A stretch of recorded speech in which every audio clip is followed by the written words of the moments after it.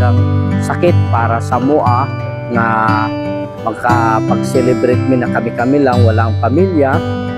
Mao naman ginay amo ang kinabuhi isip usa ka OFW kanang mag-antos o maglantaw na lang sa maong kasaulugan na wala ang pamilya o kami lang.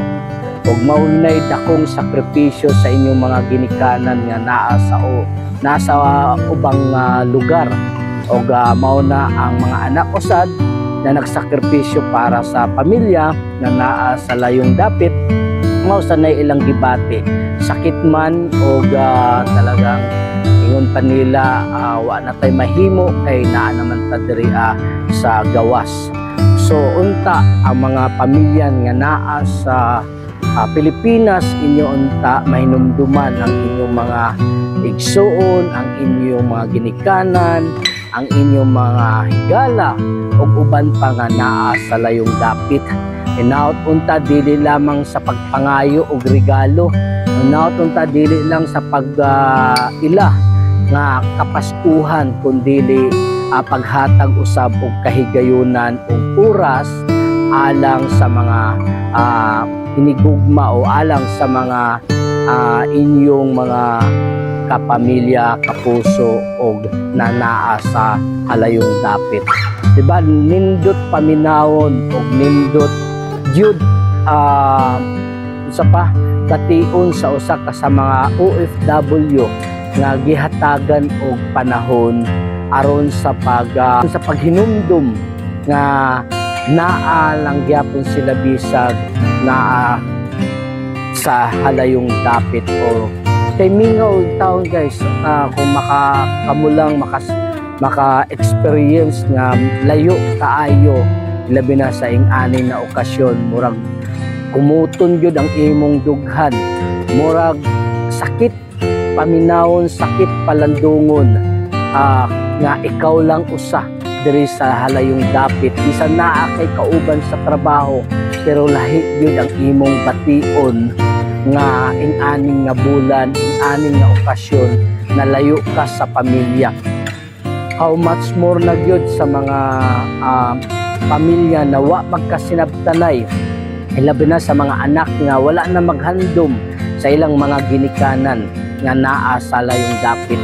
Ilabi na kadtong mga partner na wala na usab maghandom o maghatag og igong panahon o oras para mahinumduman nila ang ilang mga partner nga naa sa halayong dapit. Unta dili lamang sa kwarta ang pangagpas, unta dili lamang sa panginahanglan o mauna sila mo kontak sa mga OFW nga naa sa halayong dapit na maulay ilang itagad kung naay sila'y panginahanglan sa ilang kinabuhi. So sakit man pero maumang yun na ang kamatuuran na usahay makapamahay o magmahay ang mga OFW, ang inyong mga mahal sa kinabuhi, magmahay o mag-uol ang luod tungod sa ilang gibati nga sakit paminawon nga dili sila nahinumduman o wa sila mahinumdumi sa ilang mga mahal sa kinabuhi. Pero sa mga kapwa kong OFW na naka-experience na mauni ang kanilang gidangatan laban ng Jud, may gina atong kinabuhi ato na lang dawaton kay ang atong kinabuhi isip nagsakripisyo og nangandoy nga mausab ang atong kinabuhi o ang atong pamilya maiangat o mausapay atong mga plano o mga goal sa kinabuhi nganong naata na narbaho sa layong dapit. Nautunta magmalipayon lang ta kitang tanan, magmalipayon o magmaya sa pagsaulog sa maong kapaskuhan sa atong mga kapwa OFW. Advance Merry Christmas og mao man na ginay ang atong papel sa kinabuhi nga makita na lang mag-inusara, no? So inautunta nga magmalig-on pa ang atong kaugalingon bisan luyo sa kasakit o luyo sa mga pagsakripisyo o luyo sa pagpaningkamot ato unta hatagan og higayon usab na magmalipayon ang atong kaugalingon, dili lamang sa kay wala ang atong pamilya ug mangita tag pamaagi kay daghan naman gyud nay pamaagi karon o unsaon nato paglipay-lipay sa atong kaugalingon.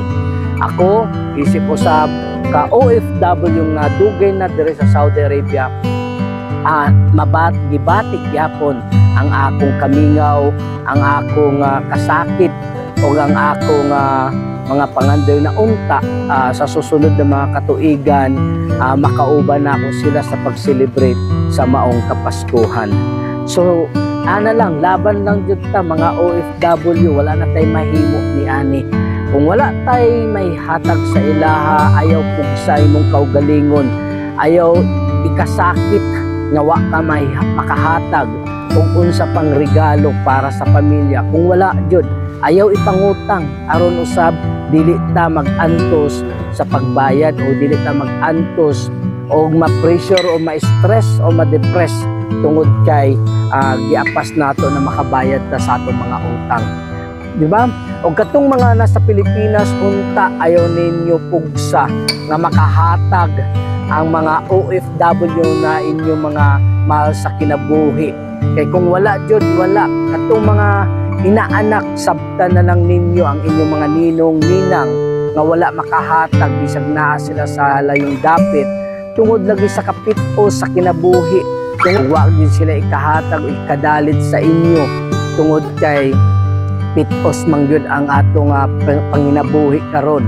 O katong mga anak na bisag wala makahatag ang inyong mga ginikanan nga naa sa halayong dapit, ayaw unsa kamo pangluod, ayaw pud mong ayaw ninyong ikasakit o ayaw ninyong kasuko sa inyong mga ginikanan kung dili makahatag dayon sa inyong mga gipanginahanglan karong Kapaskuhan. Kaya kung wala jud, kung igo-igo lang po ang panarbaho sa inyong mga ginikanan nga naa sa layong dapit, sabta o higugmaa ang inyong mga ginikanan, hatagi og panahon, hatagi og oras og sa pagpangumusta sa inyong mga ginikanan. Kumaura to, advance Merry Christmas sa atong tanan og manghinaot unta ako nga hatagan pa ta og maayong panglawas og adugang katuigan sa atong kinabuhi.